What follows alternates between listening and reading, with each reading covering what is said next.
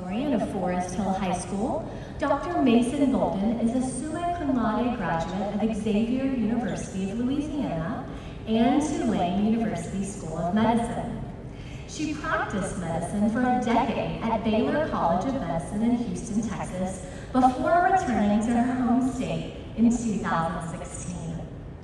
Dr. Mason Bolden is especially honored to have won the title Mississippi's Junior Miss in 1994, as she is the first African American to hold this prestigious title. She has also served as a judge for the local and national competitions. She is a classically trained pianist and violinist. She and her family are active in their community and church. A recording artist and composer, she has launched the Climb Higher Network, which is a YouTube channel dedicated to providing family-friendly programming.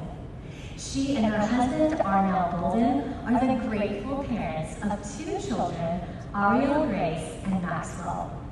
Tonight, LaToya will share with us a trip down memory lane as she plays the selection that she played when she won Mississippi's Junior Miss in 1994. Yeah, let's give her a This piano medley includes excerpts from Beethoven's Sonata Pathetique and Duke Ellington's Satin Doll. Assisting her tonight is her daughter, Ariel. Please welcome Dr. LaToya Mason Bolden.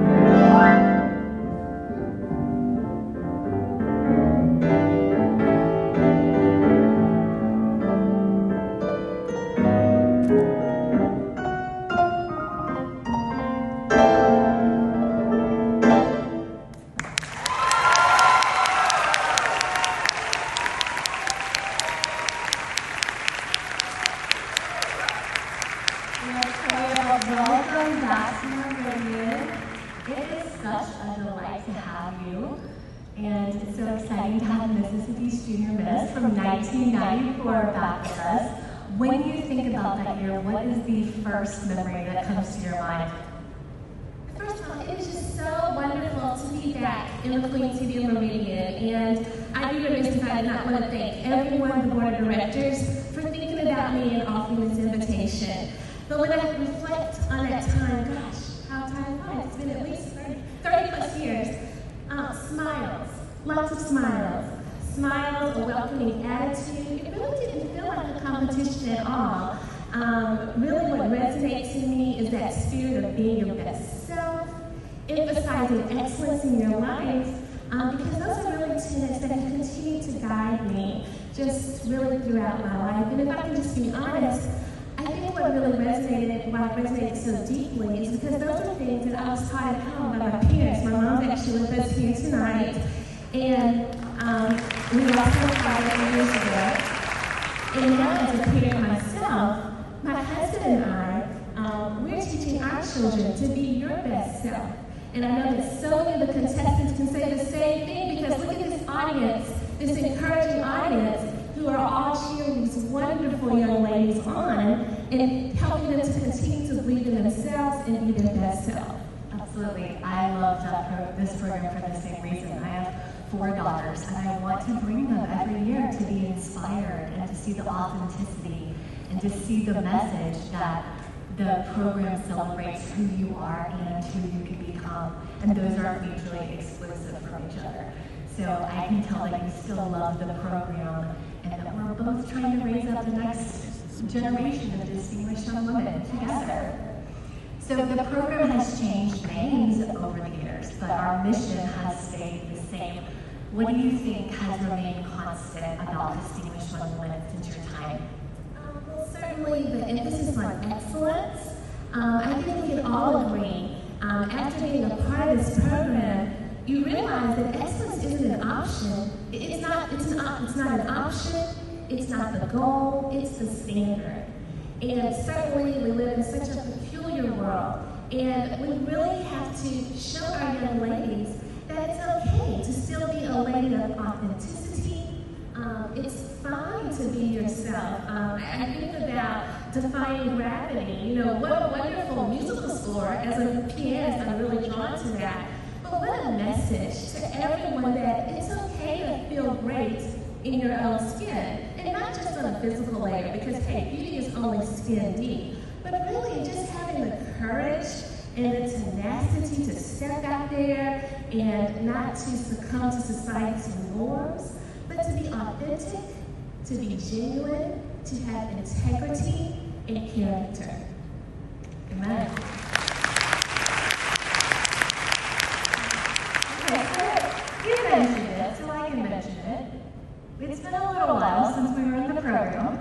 It was pointed out to me at Nationals that this year is 25 years since I was in the program, which came as quite a shock to me as I think of myself as 25. But what is something that the girls who are competing today would be really surprised to find out that was the case when we were competing?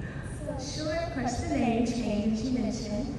But also, I have to state the obvious. Evangel Temple, you're looking really good. Yes, we are so grateful for this facility. When we competed, it was in the historic Temple Theater, which had wonderful character, but it looked a little bit different. And also, I was sitting here reminiscing, and I think about the orchestra conductor, Mr. Carey. One of my fondest memories is that when I came back to relinquish my title in 1995, he had come up with a score and a live orchestra accompanied me. And I have to say, I've played the piano in a lot of places, but I think that's about the only time I've played with a live orchestra. And so that really was surreal for me. And then I do want to mention, it was a little cooler when I competed, because instead of competing in the summer, we would actually, it was January, February. So it was a little chillier. But it's still a beautiful program, and once again, I'm so happy and honored to be with you all this evening. The Temple Theater was beautiful, a historic temple, and I'm extremely sentimental, so when I heard that we were moving the program to the Evangel Temple, I didn't know how to feel about that because I have so many dear memories there, not only participating, but also as MC.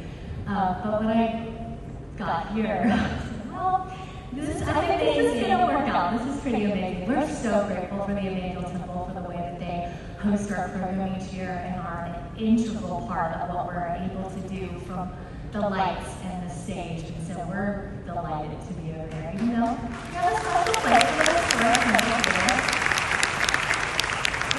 Looking back now, what skills or lessons that you gained through this program has stayed with you throughout your career as a physician? Sure, as a physician who actually, I'm celebrating 23 years of starting a new clinical year of anesthesiology. Those who are in academic medicine are very familiar that July is a busy time as we welcome new residents and trainees.